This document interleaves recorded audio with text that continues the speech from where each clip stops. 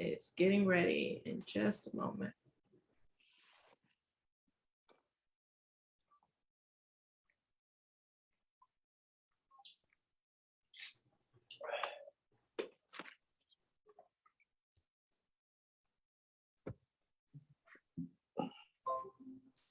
Okay, we should be live now on Facebook.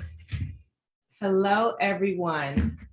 Thank you again for joining this discussion on Facebook. Okay, I had to mute it on Facebook. I see everyone. Did we lose Marion? We lost Marion. Okay, so while Marion is joining us back, I just want to say thank you to everyone joining again. The last discussion we had, like I was just telling them, I got a lot of positive feedback and that made me feel good. Wow. And just to be able to have a platform or a place for men to share openly with no judgment and to help others, not just other men, but help women to learn how to communicate with men, their sons. I got feedback about their sons and everything. It's a good feeling. So with that being said, I'll go around, introduce everyone again. We lost Marion, but he'll be back. His internet does that from time to time. What? And then we will go right in. We'll start with you, Brother Vernard. How you doing? My name is Vernard Hine, aka the Laugh Therapist. I am the owner and proprietor of the Laugh Therapist LLC. I'm a professional comedian. I am a motivational speaker, and I am a mental health advocate. I'm just glad to be here with y'all. Yes, and then Steve, I mean, we know you, but still for the people. Hey, it is absolutely a pleasure to be here. My name is Stephen Means, and I am the moderator. And I'm just excited about what we're speaking about today because so many people, men and women, need the information to help our men be better so they can be better husbands, fathers, the whole gamut, and just better people in general. Okay, and we'll wait for Marion. When he comes back in, we will start to, we'll introduce him. Perfect. And so where we left off last time, I mean, it was so good. It was really good. We just talked about men and how they process pain. And they gave us tips on how to help them with that. And we talked about PTSD and how it's not just related to the military. Amen. And actually, oh, Marion just texted me. He said he doesn't know what happened to his internet. I'm gonna Bernard, I'm gonna do what you would normally do. You need to pay that bill. Yeah. I ain't want to say nothing. I got in trouble last time I said that. Last time I just couldn't let the opportunity go by. Yeah, I'm just saying, you can't pay half the bill. You only get half the internet. Yeah, I keep telling folks that. Yeah. So just because Brother Vernard, you deal a lot with PTSD. Yes. And men and how they process pain but yours is really, I don't even really know much about you and your PTSD.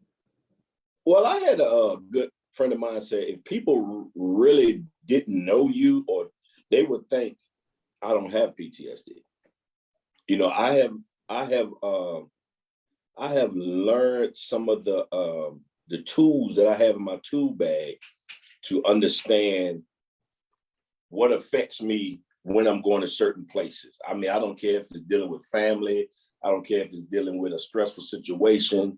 All my people that's in my circle understand that I have PTSD and what are my triggers, because I explained that to them. A lot of men, we have to let folks in our circle know, hey, this is what bothers me. This is what gets me from 0 to 100.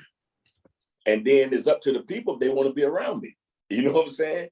Some people might say, hey, man, I can't deal with that brother. That brother got, and I'm okay with that. But it's not going to be from not knowing. It's not going to be. So I got mine from the military, but a lot of stuff also came from childhood. Childhood caused a lot of it, and the military and the war just expound on it. I had a whole lot of, and once I went to a therapist and found out why I act certain ways, why I act a certain way, why I do certain things, I had to understand it. I thought all my life it was normal. Sometimes we do something so long and so we feel like it's normal that, or that's just me. No, no, you cussing folks out every 5 minutes. That ain't just you. That's some deep rooted that you might want to go and get checked out. And, you know, but a lot of people, I think a lot of men, we try not to go to therapy because it makes you work. You have to do the work when you get there. It brings up stuff that we have been suppressed for so long. And you might end up being in there crying. You know, it's because, but it's a good cry. I don't care what nobody say. It's a release that now I understand why I'm a certain way, why I act a certain way. Now, you said a lot of men don't want to go to therapy because of the work. Do you think it's for the work or the fear of being vulnerable and getting to that point? Stigma. It's the stigma, being seen of being weak, being seen of being, you know, oh, he can't handle this, or they ain't number. Because I heard somebody say what men call pressure ain't nothing but responsibility. And I used to say that all the time, and now I don't even say that no more. Because responsibility, we understand responsibility, but the pressures of life can put you in a place where it put me in a place where I wanted to commit suicide. And that never had crossed my mind, that I wanted to get rid of, but I didn't want to end my life. I wanted to end the pain I was in. Mm-hmm. And that's what people don't need to understand. People are trying to end the pain that they think, and I was a Christian, I believed in God, and people say, well, why you didn't turn to God? I did, but sometimes there is a hold, something gets a hold of you. And I truly believe some people that commit suicide, it's rough. I ain't even gonna go down that road. It's just, you know, they just want the pain to stop. You know. Hey, Vernard, yeah. I'm gonna let you go ahead on down that road. Yeah. I'm going down the road. What I was saying, I don't believe they want to. And, you know, they want that pain to stop. And a lot of people are saying, well, why didn't they just tell me? Why didn't they just, how come I didn't know? Sometimes you don't know. Mm. You know, sometimes if someone wants to do harm to themselves, they're going to do it whether you want them to do it or not. Sometimes you just can't stop people from doing what they want to do. Now, with you, did you, looking back, did you see signs that you showed where you were crying out for help and nobody heard those cries? Yes, because I had moved back home. I had retired and moved back home, and my family looked at me as I'm coming back as Vernard, the laughter, the joking person. You know what I'm saying? Even my ex-wife, you know, her and my wife, they talk and everything now, you know, everything is cordial now, but she said she lost me when I came back from Iraq. Mm-hmm. I was a total different person. And if people don't want to deal with that, or I didn't want to go and get help right off the bat, I was showing signs. Mm-hmm. I mean, I worked at Fort Eustis. I had so many speeding tickets that they told me if I get one more, they were taking my license. You know, my behavior wasn't what it should have been. Mm-hmm. You know what I'm saying? I was a functioning going to work. I was going to work, but when I came home, and when my daughter told me at 12 years old, she's 19 now, when she told me at 12 years old, I'm scared of my daddy. That was the trigger point for me. Not that she was scared that I was throwing stuff, but I used to go from 0 to 100. Mm. They couldn't approach me. They couldn't jump on my back and hug me like that. So I was robbing them of their childhood because I wouldn't go and get help. But you know what, Bernard?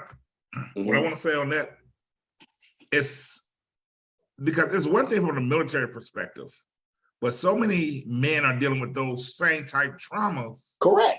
And they just don't even know. And going back to the original statement you made, because I was going to point on that, that's just how I am. Mm-hmm. That's how my daddy was. That's how my mama was. Well, just because we were all like that doesn't mean that we all aren't dealing with the same issues, which Correct. Is called the pressures of life. Correct.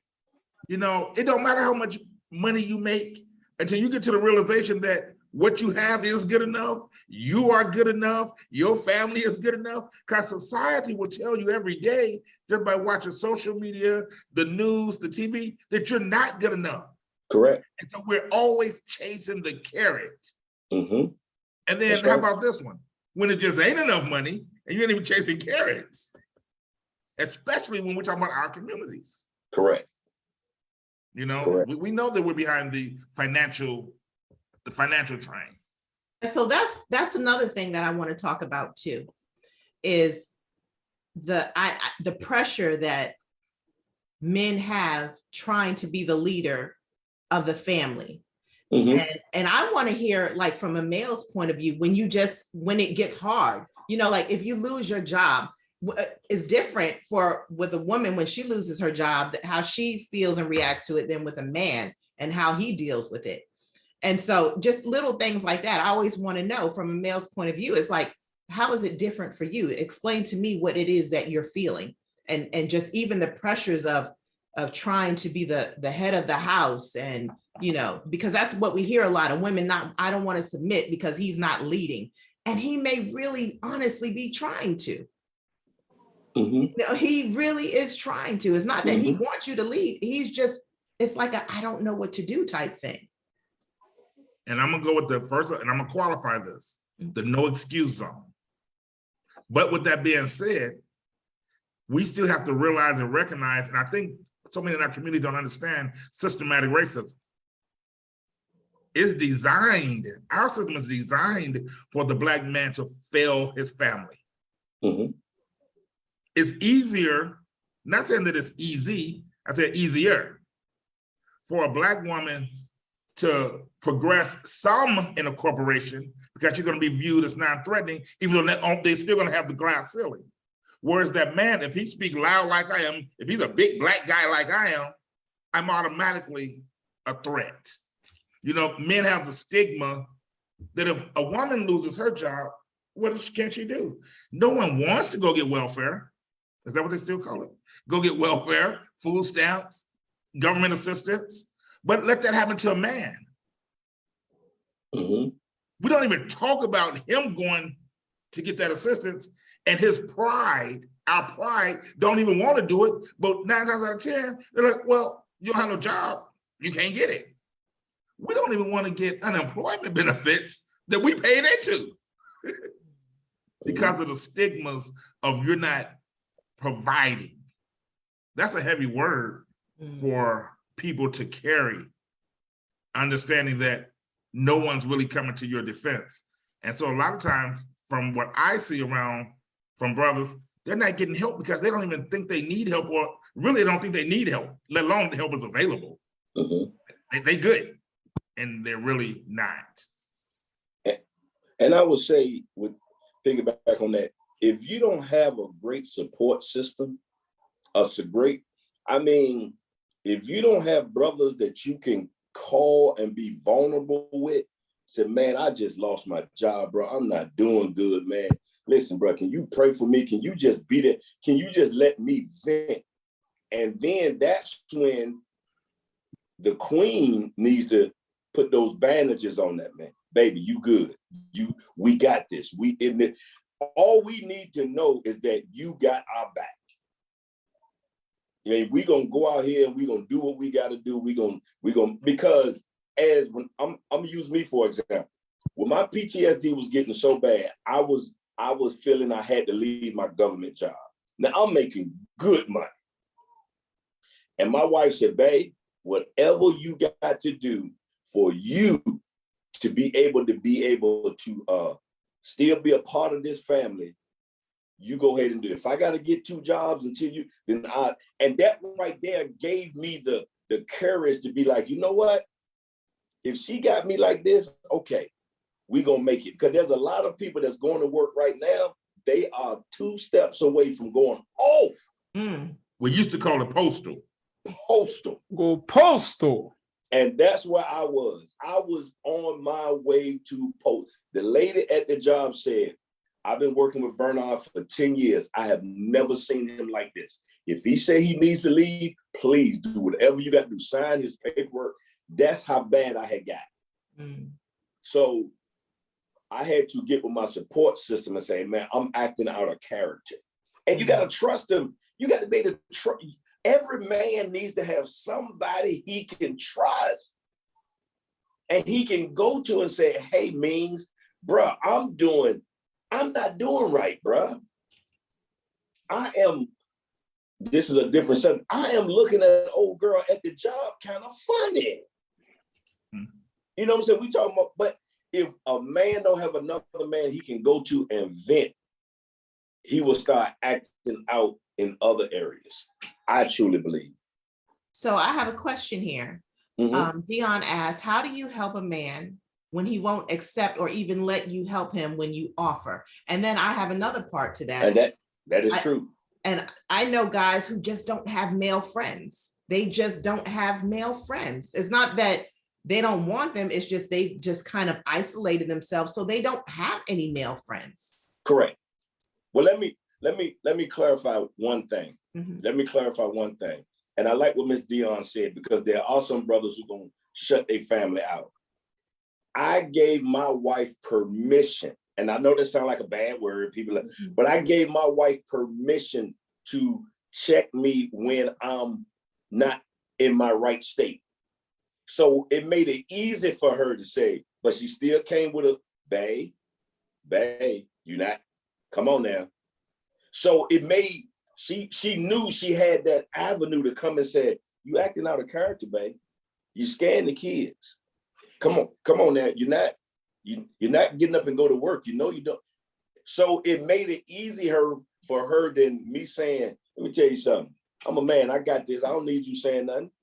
That way, right then, the woman gonna be like, I'm done. I can't really say nothing. So for Miss Dion, if you can't probably reach to one of his boys and say, hey, can you talk to him? Or if he's not letting you in, there's really nothing you can until he allows you in. And I'm gonna tell you one thing, and you go jump in here in a minute. You sit down and just get all the goodies. But I'm gonna say one thing is, in today's environment with social media, meaning like YouTube and your TikToks, those are great avenues for information. And sometimes she may not be able to talk to him. Maybe she can just send him a TikTok to talk about depression. You know, a lot of times what women, because of the intuition that you all do have, you can go and start really researching because of social media today. Well, my husband is acting kind of strange. He's moody, he's this, he's that, he's lashing out. And now you start getting some clues on Google. How can I help him if he won't open up? And that's why I want to have these kind of discussions for people who don't want to just Google. They want to hear it from actual experiences. Because like, as a woman, how do I, if I start to see, like, it's good that you're telling me, oh, these are some of the signs. Okay. Now, how do I confront him about it? How do I tell him if he's not realizing I need help? How do I tell him, I think you need help? I mean, I know you don't say it like that, but. Pillow talk while he is relaxed, while you got him in the bed, you just talking to him, you stroking his head, you telling him, baby, you this, you that, and babe, do you feel you a little off?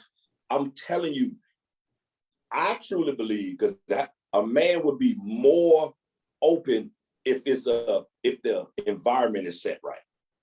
You can't come up to me, I just came from work, and you know, now I'm going off, and you're like, we need to talk. First of all, when you say we need to talk, oh shucks now. No, we don't need to talk. But hope they got their notepads and pens. Yes, sir. I believe that pillow talk and carving out that time away to be able to just woosah and say, I got your back. I'm just giving you some of the tools my wife did for me. She hoodwinked me. That's all I can say. She hoodwinked the brother, and I'm sitting here just telling everything. He been happy ever since. Yep. See, but anyway. See, right. Well, no. We need you to first and foremost, welcome to the platform. We need to see who you are and a little bit about yourself.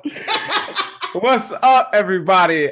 Soon as she said we going live, my internet said, boop, I don't know what happened, but Marion Rice, also known as Mars, like the planet, real estate agent in Virginia, a motivator, a visionary, all of the above. Just happy to be here. I am somebody who thrives in mental stimulating. I'm not saying it right now, and I'm a grammar share, so I'm mad at myself. But those conversations that really cause you to think. So that is why I'm here. She asked me to be here, and I'm excited to be here. Yes. Can I go on with what I was about to say, Please, sir? please. So I like what you said. You said pillow talk, and really with that, what it does is like he's relaxed and his guard is down, right? I have this theory though. It's like if I have something extenuating that I want to talk about, I like to have a date. Let's do something exciting or whatever. It's almost like, you know, I'm not the type to go through phones, but it's like if you go through your man or your woman's phone and you see something bad, that same energy you have, you got to have if you don't see anything at all. Or if you see something like, nah, I'm okay, I'm married, that's not what I do, boom, boom, boom. You got to have that same energy. So when it comes to creating that safe space to have that conversation, I see somebody comment said, please don't say we need to talk. You have to be aware of stuff like that. But if it's something you really want to talk about, create the environment for it. Hey, let's go to a nice restaurant. Let's sit down. I love you. I don't want you to think something's wrong, but this is just something I want to discuss with you. You know what I'm saying? So just being aware of stuff like that. That's one of my theories. I like, if it's something I want to talk about, let's go do something. Let's have a good time. I don't want you to think just because I want to talk about this, like I'm thinking about leaving, or I'm thinking about this, I'm thinking about that. You know what? I'm gonna take your little one segment and I'm gonna build something on that. I got you. And then, can we normalize not going through the other person's phone? My wife and I, we both leave our phones totally unlocked. We don't have no problems with that. But I see so many relationships that are being ruined, not because they find something, but they keep checking. What is, I mean, that if you ain't got trust, you done lost it all right there. If you ain't got trust. So as we get ready to exit 2022 and go into 2023, let's stop. If you gotta check their phone, how about just get somebody new and you go get therapy?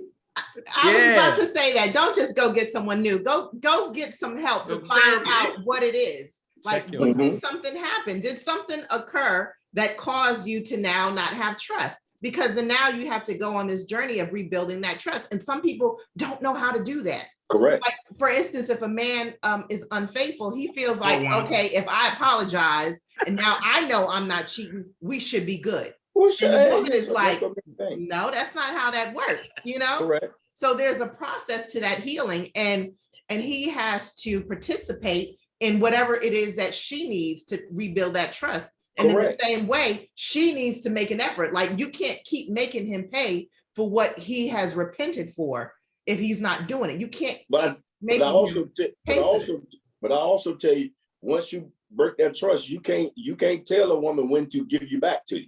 No, you can't say, you know, you can't say, oh, I'm sorry, I know I did this, but in 2 weeks you should be good. No. And it's the other way around too, because women cheat too, women do things too. Yes, so I just want to throw that out there too. But now, it's usually with a man. But right now we're talking about brothers. We ain't talking about the women right now. We're talking about brothers. But look, now with that being said, this is a different kind of pain, because a woman can take a man back and go on with the relationship. She still has that underlying pain there. But she act like we the way that we were. With men, it's different. What is it like for a man to get cheated on? Man, listen, you cheat on me, you on your own. Yeah, you might as well focus on yourself. Why is that though? Why? We can't. I don't know. We can't. There's no DNA. There's no study group where a bunch of men got together and said, "Hey, why you can't take it if you want?" We don't know. We don't want. Same reason we can't have babies. We can't handle the pain. There you go. We can't. It's an ego thing. If you cheat on me, take it to the grave. Because if I find out, whether I drove you to it or not, it's just something we can't. It is what it is. We ain't built that way. And I'm not trying to justify it as being right or wrong. Because I know men who have cheated. She accepted him. She cheated, and he was out. Gone. Lost it. She's done. And that don't make it right. But don't make it right. It don't make it right. And I'm gonna tell you why. Now let's take it back to. I want to know. I want to know why. Let me tell you something. Men have been taught to go out and sow their wild oats. Girls are what? Pretty. What's the old nursery rhyme? Sugar and spice. Sugar and spice and everything nice. She's holy. She's gonna be in all white when she gets married. All of these things, the virtuous woman, society has pedestaled her that she's supposed to act like this. And men can act like this. And if those roles get crossed, he's considered as soft. And she do the same thing that he does, but she get a negative connotation called about her. Oh, absolutely. That's the way society has set it up. Double standards, yeah. That's right. Absolutely it is. And then they look back in the day, you know, grandma and them took it over and over and over. Grandpa was out there doing, but as my bishop said, grandma didn't have nowhere to go. No. Sister now got somewhere to go. Oh, you want, you know, so is I don't think we'll ever understand that one. I just real quick. I seen Dion say dish it but can't take it. Let's not get crazy here. We don't condone cheating. So this shouldn't be a conversation of why can he do it, but I can't. No, it shouldn't be done in the first place. Period. I mean, even this, so everyone needs to clearly hear me. It is wrong. Yes. But our society, even if you're coming from the church perspective, a man can have many wives. But if she's found in adultery, stone her. Mm-hmm. So how do you change a whole civilization? I don't see nothing wrong with that, though. I don't see nothing wrong with it. I don't see nothing wrong with that.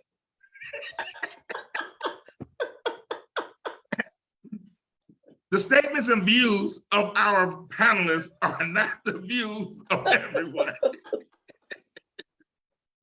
No, I mean, like I said, because I always want to understand the opposite sex and the way that they process things.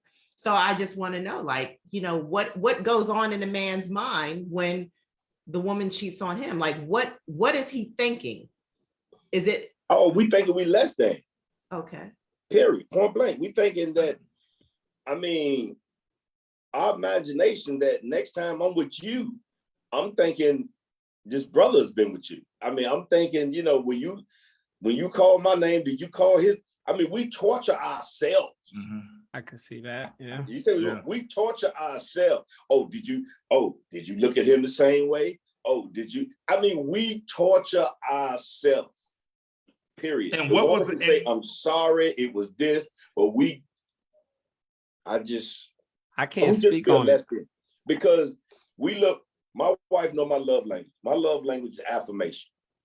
Like today, I fixed the plumbing. And she done told me 10 times, baby, I love the way you fix that pipe. Like, ooh, the water come out of there with all the pressure. So to her, I want to always be her hero. But if I felt you'd have been a hero to somebody else, somebody else been your hero. Somebody else been your hero because he done gave you some hero. You know what I'm saying? It ain't right. So as we say, don't do it in the first place. But as my bishop has always said, you have to affair-proof your marriage. You can't be sitting out here willy-nilly, just you just hanging out all hours of the night. You just doing stuff. People know if they follow me, I promote my marriage. I like that. So there's no way if you see me out there creeping or something like that, it's like, oh my, I have too much to lose. I know people that don't even speak about their spouse. Why not? Ain't happy? Because they're setting up the next deal. So you have to make it known. I never forget that this is a true story. I went and checked into a hotel in downtown Norfolk, and my wife was in the car because I was making sure everything was right. When I checked in, and the lady was like, "You a laugh therapist, ain't you? You a comedian?" I said, "Yes, ma'am." She said, "Okay." She said, you checking in? I see. She said, I know your wife is with, you know what I'm saying? It's stuff like that. Vindication. You know what I'm saying? That lets me know, yeah, I'm not gonna be out here. You ain't gonna catch me slipping. Because the same look that she has on her face when she says she loves me, I want that same look, not to be, I love you, but I can't believe you X, Y, Z. It's just certain things I'm just not gonna do. And that's and I'm not saying, I'm not saying I'm better than any other man. I don't put myself in them predicaments. When I was in Iraq and folks were going to shelter to shelter, and they were like, Vernard, you come to hang out? I said, no, I'm a man just like you. If I get in them same circles, I'm gonna get aroused in them too. same circles. So it's best I stay my hind parts in my. So you have to know yourself. Don't ever trick yourself and be like, oh, I can go over here like a crackhead. Oh, I can go over here to the crack house and just sit with my friends. No, you can't. You so see, it's just, you got to know yourself. You got to know yourself. Go ahead, Marion. you see, I gotta, oh man, buckle up. I got a different perspective, right? So I have this theory in my friend circle, my wife, I've told everybody about this theory that I think about. To sit here and say that you're going to be with one person forever is a long time. Long time. Charlene, I got married at 17 years old. Oh, never mind. I thought she was saying she'd been married 22 years. Never mind. But it's a long time. So in my head, right, my theory on forbidden fruit. Everyday life, you see forbidden fruit in every aspect. If it's somebody on a diet and they get a cheat meal through the week, that cheat meal is forbidden fruit.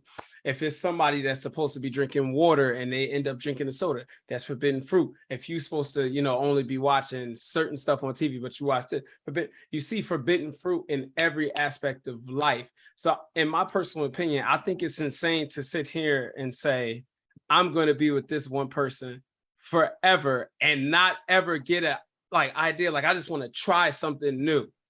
So I have this thing, and it's, it's just being realistic and it's being honest. Every once in a while,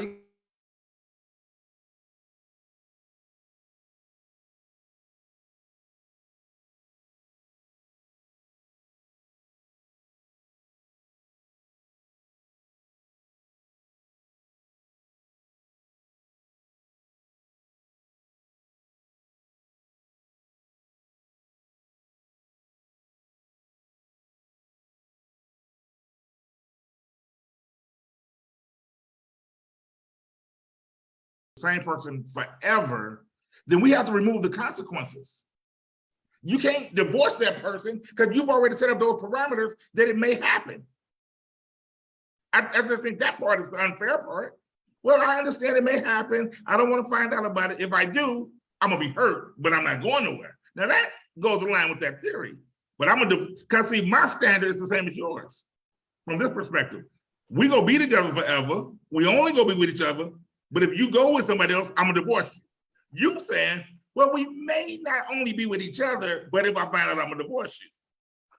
Just make the message be congruent. So I want to say this because then we're going to bring it back to topic. Oh, yeah, that's a good discussion for another. Hey, we're gonna have that one. Yeah, we gotta have that one. I'm not a moderator that night.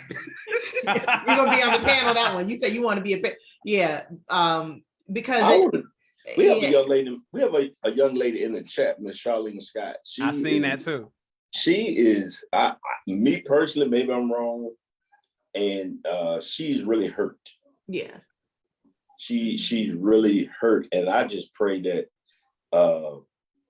she get the healing that she needs, because everybody needs that healing. And it's not to say that in a condescending way. No, not to say it in a condescending way. Yeah, and I say that, but whenever someone has a strong view about something, a really strong view about something that I want to say like is negative towards something, there's usually a root of pain there. Like, I would never do this, I would never do that. Yeah. So yeah, that definitely needs to be worked out. Yeah, but, I think men hurting, when we talk about men hurting, since we get back on topic, men hurting is a powerful thing, because we're not supposed to hurt. Mm-hmm. You know what I'm saying? We're not supposed to cry. Mm-hmm. I've never told my son, if he got hurt or if something disappointed him, boy, you better not cry. No, if you need to cry. And then let's talk about it. I'm an advocate for crying. What's a beautiful I'm a big thing? old cry baby. I'm a crying What's a heartbeat. beautiful thing? I'm telling you.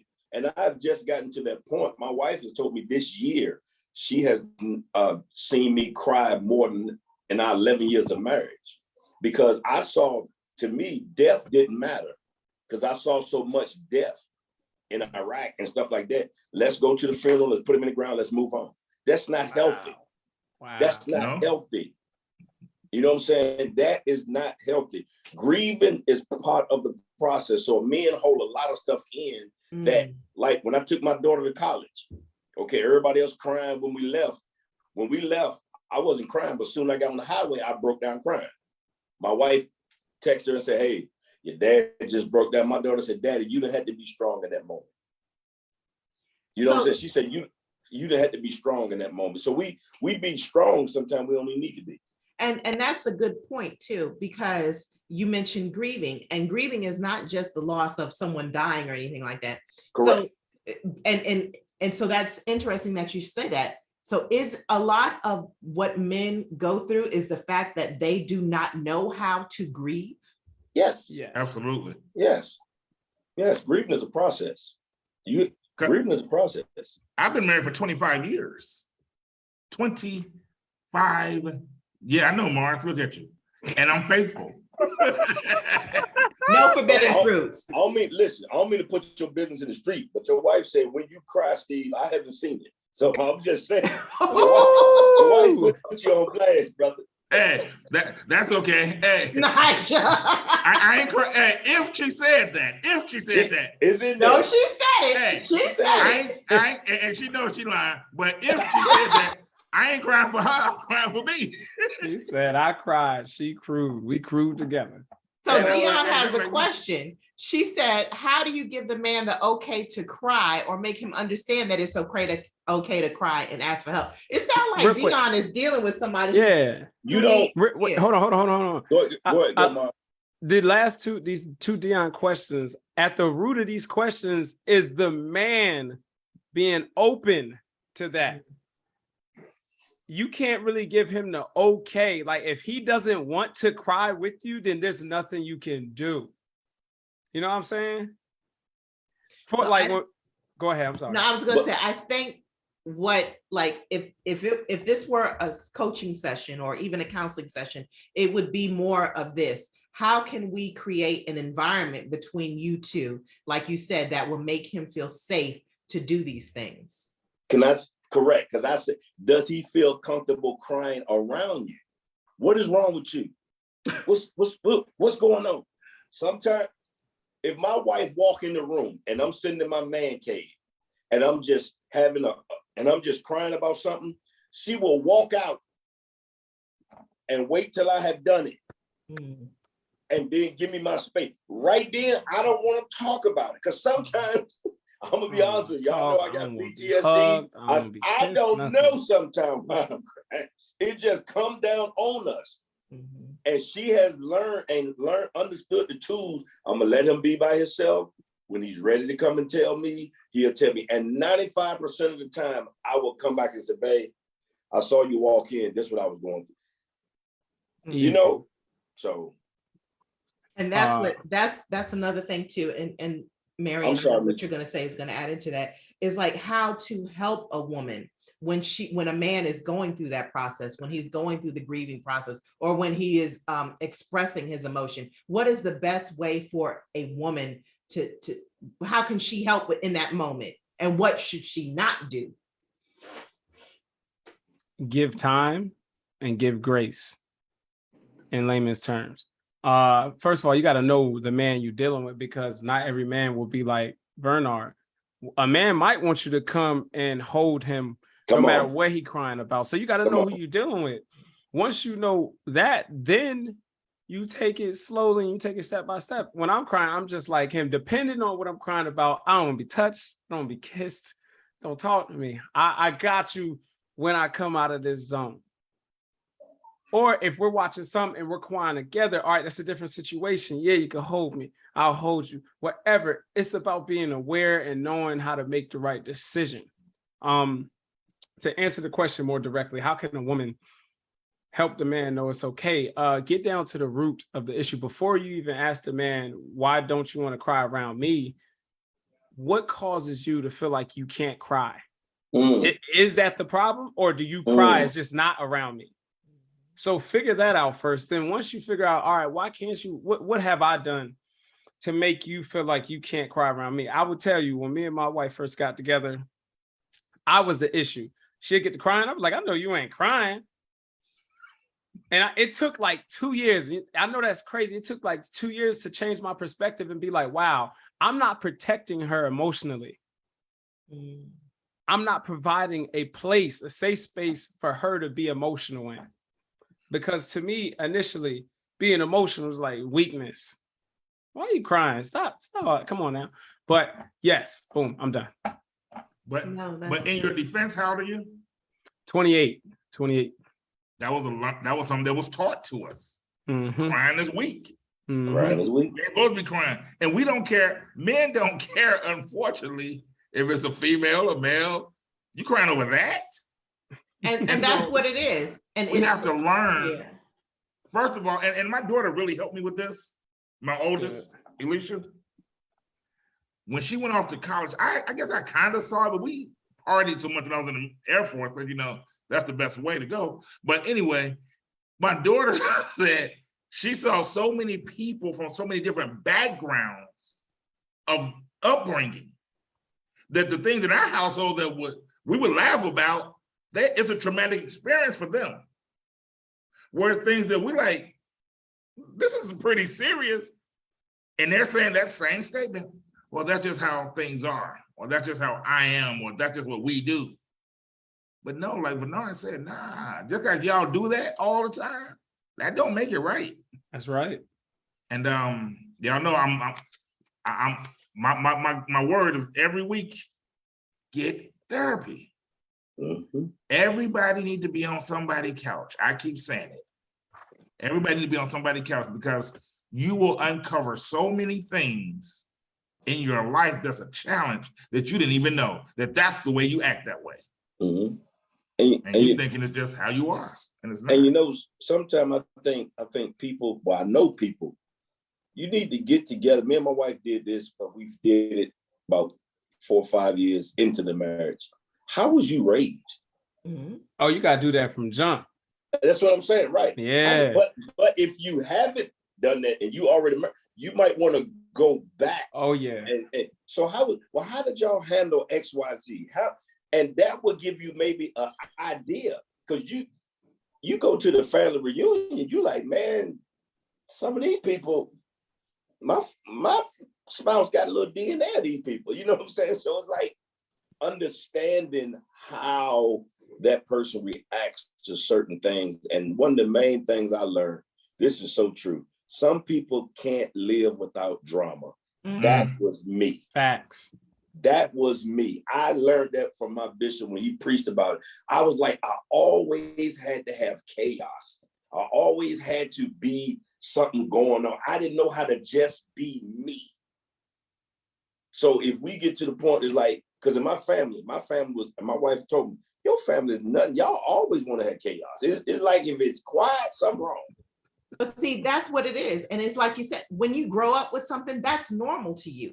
And so, and because the cycle hasn't been broken, we have normalized a lot of toxic behavior. That's right. That's right. And so until you learn like dysfunction, we have normalized dysfunction to the point where some people cannot have a relationship. If there's not there, they get bored. They feel like you're boring. If you are a normal person to someone who is toxic, that's why you find a girl who would not be with the good guy to be with the bad boy, because it's exciting to her, because to her dysfunction and toxicity is normal. It's normal. And until you learn, like, no, that is not healthy behavior, because when you get to a place of healing, that stuff is such a turnoff. You can't bring that. No, if you can't come with peace, please leave me alone. I enjoy being happy and single. I don't need to be in a relationship and you come with your foolishness. just leave me alone and go get what you need done before you come here. But no, it's like you said, it's just like different cultures. Like if you go, like a lot African Americans, a lot of Hispanics, we are loud. So when you go to the house, Man, that's it's the way. annoying. If we can, we're loud when we talk. You could be sitting right here, and it's got to be a yell. And it's like, do we have to yell? You know what I'm saying? Can we have some quiet? We do. Yes. No, we don't. It's Y'all normal, can't hear. it's normal to you because that's what you grew up with. So to you, it's normal. It's like, and it was crazy. It was not normal to my wife. Her family was not. So you come to my family, we loud. We expect if we gonna do something, you supposed to do it too. Yeah, if you're gonna be family, you're gonna be part of this family, you better start cussing. You better get loud and start cussing. Hey, man, that's my family. Yeah. Hey, and I'm telling you, my AirPods didn't make it no better. You think I'm loud? Wait till I'm on the phone with them AirPods on. We real loud. Man. I'm loud. My whole family loud. We just loud. Hey, Vernard, but you keep saying Bishop, right? Bishop, he said my whole family free. He said, I'm a loud preacher, so I got a lot of loud members. So that's it. We free. And I'm a loud comedian. I'm just, when I hit the stage, I'm loud from the time I get on, but that's my mechanism. And I got to the point, either you like me or you don't. It took me a long time to like myself. Ooh. It took me a long time to like myself. I was the biggest people pleaser in the world, and that drove me crazy because I would try to please everybody else, and I'm dying on the inside. So when I got to learn how to love myself, me comes first. So if my me comes second, I ain't no good for you. So there's another one. That's pain. If I don't love me, that's something we were saying, well, how do I help my man? You got to really evaluate him and see, does he exhibit attributes that says he loves him? To share some of those attributes. First of all, we done said this one. I just need my peace. I love me so much. I have to have peace. I don't want to be in a whole lot of commotion. I want to have a good time. I don't want a whole lot of negativity. And I know that negative things happen, but we still have to address it in a positive manner. There you go. Life happens. Okay. Yes. I love me, so to the point where I'm not going to run around trying to do everything everybody wants me to do because I need my rest. Because you don't want to see that other part of me. Listen, I just believe life should be fun. I'm that dude. I think everything should be fun. How can we make this task fun? We know we got to get it done. We know we don't want to do it, but how can we make it fun? And that's because I love me. Because one thing I've learned is that anxiety is not good. They say, well, stress, certain types of stress is good for you. I get that. But not stress that got me frustrated, want to fight, want to cuss, this will bring me out of character of the person that I have worked many years to become. So I'm quick to, as Elder Valerie Brown would say, put people in certain boxes. There you go. Absolutely. Everybody can't be in my space. It used to be everybody who wanted to be in my space could be in my space. Now you got to qualify to be in my space. Ooh, entry control points. You better get out of my speech. That's when you get older. That's when you get older and wisdom. So Marion is at an advantage because he is young. So to figure this out at a young age, it has its positive points and then its negative points. The reason why I say that is positive for you, but it's negative when you're trying to find a mate because it takes some people longer. So you're sitting here like, I'm young, I got myself together, but most of the people your age, they don't. Oh, that's a fact. So you may, you were blessed to find a wife at a young age, but sometimes it's like, dang, because even at my age, I'd be looking around like, y'all got to be joking. If this is what I got to choose from, I will stay single. Yeah. You got to be kidding me. Well, I ain't ashamed to say it. This is my third marriage. This is my third what? marriage. I'm just kidding. It's my third marriage. And my first two, until I went to therapy, I realized why I did certain. I wasn't cheating. I wasn't doing all that. But it's just my mom, the hurt that I had from not feeling love It was like, you tell me you love me, oh, I want to be with you. I had some deep-rooted issues that once I got to therapy and understood why I acted a certain way or why I allowed certain things to happen, not stand up and confront certain things because I wanted your love. I didn't want you not to love me anymore.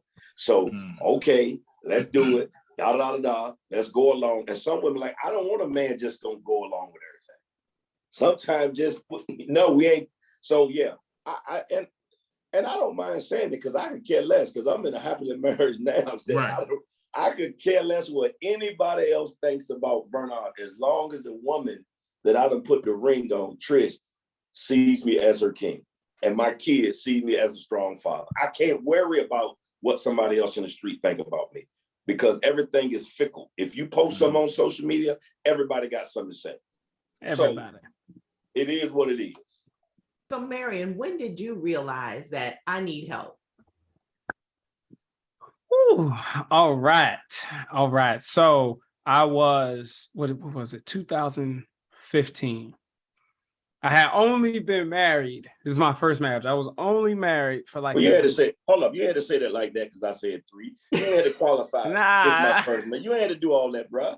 And that's the only reason you hear Marion, because he got 3, I got 2, and you got 1. That's the only reason. He got 2. He got 2. Look, you got 2 look, marriage? I'm really only married one time because the first time was like a Netflix trial. I tried it out for, didn't really work out, so I didn't continue to subscribe. But after that, we was only married, strongly married for probably about 6 to 8 months. Then it was downhill from there. When we separated, that is when I really had to look myself in the mirror and say, it's time to get it together.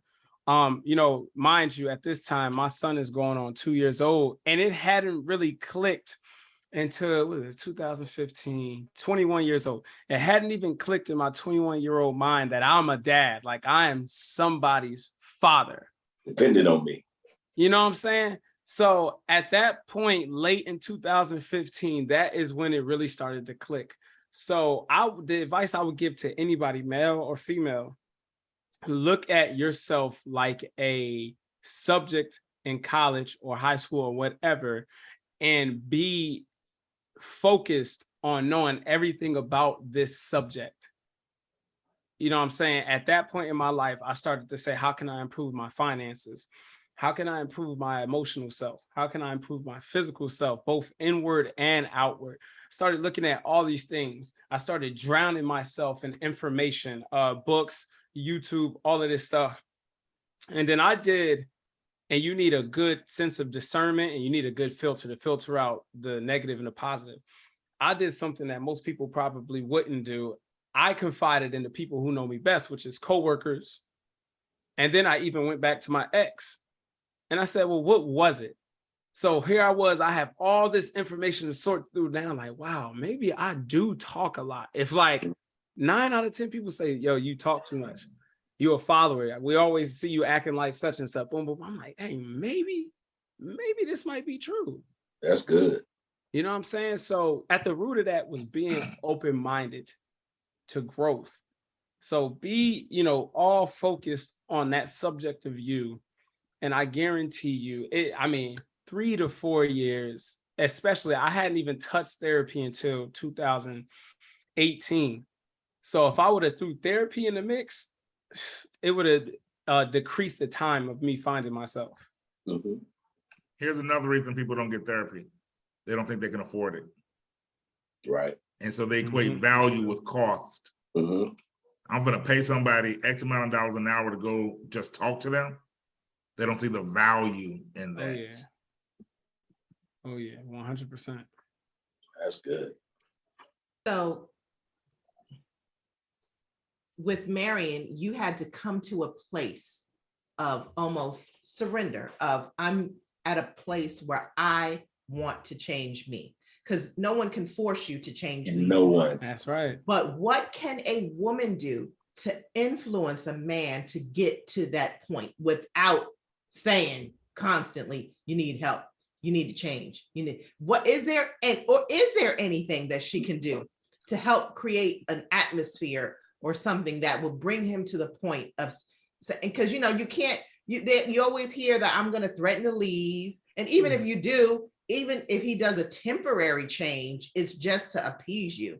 But is there something that a woman can do other than, if you're a believer, of course, we know we're going to pray, but what can I do practically to create a place for him to say, I want to be a better person for her and for me and for my children? If there is something, in my opinion, it's only one thing that you could truly do, and that's just lead by example, because you can't force him to do anything. Mm-hmm. You could be an inspiration.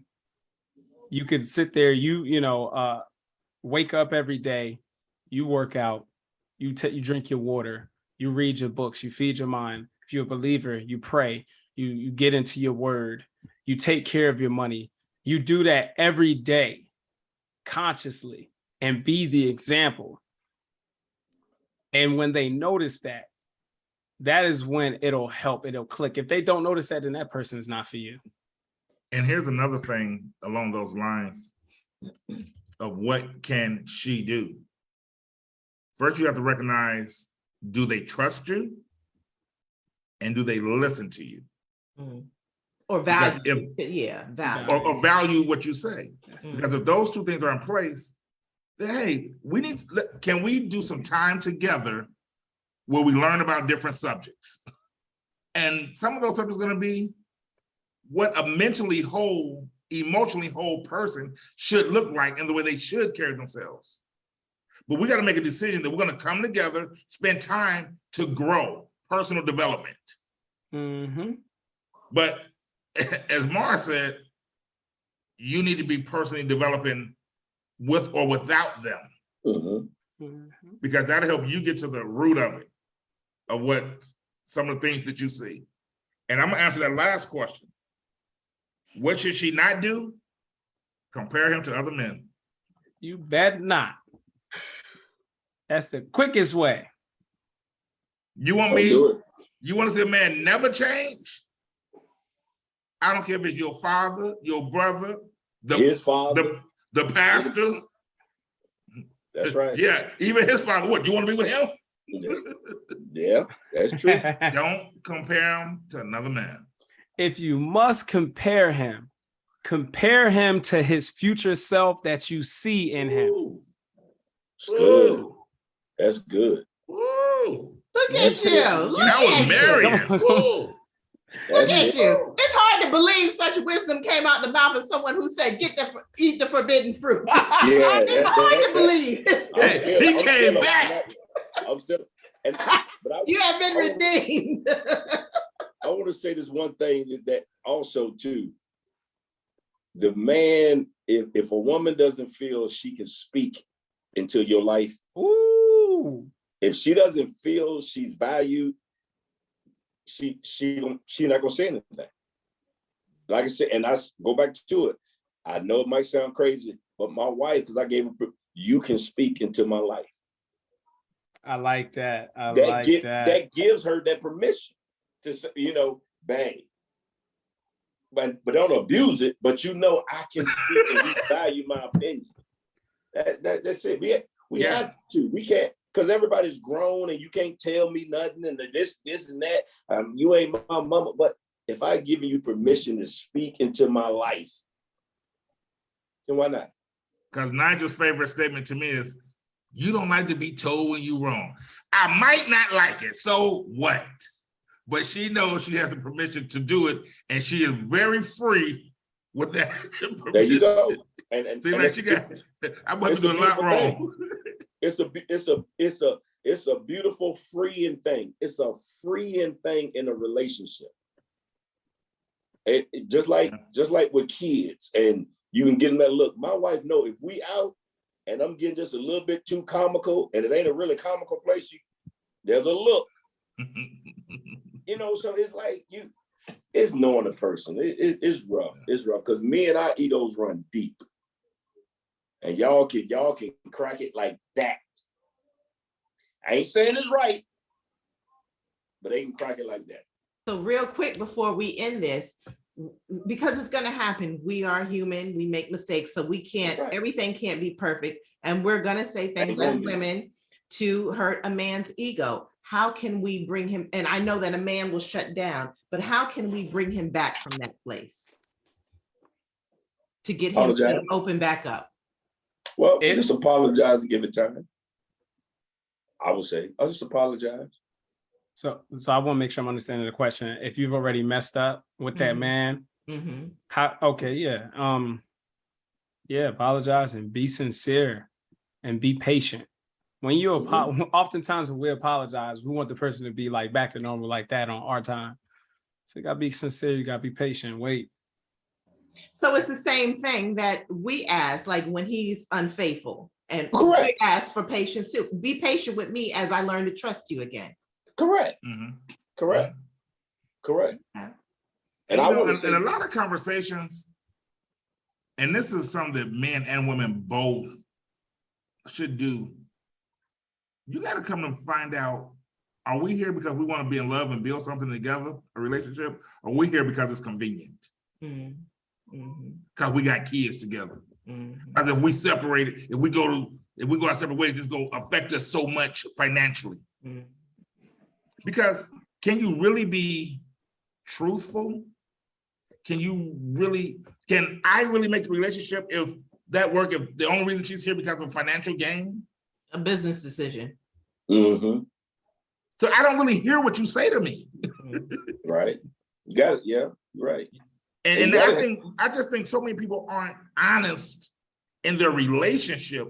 Because if I tell you I love you, love is an action word. I can't be snapping off on you, putting hands on you. I'm talking about her to him. You can't be doing all that stuff if we say we love. Because they say love hurt, but it shouldn't hurt like that. Love shouldn't be hurting anyway.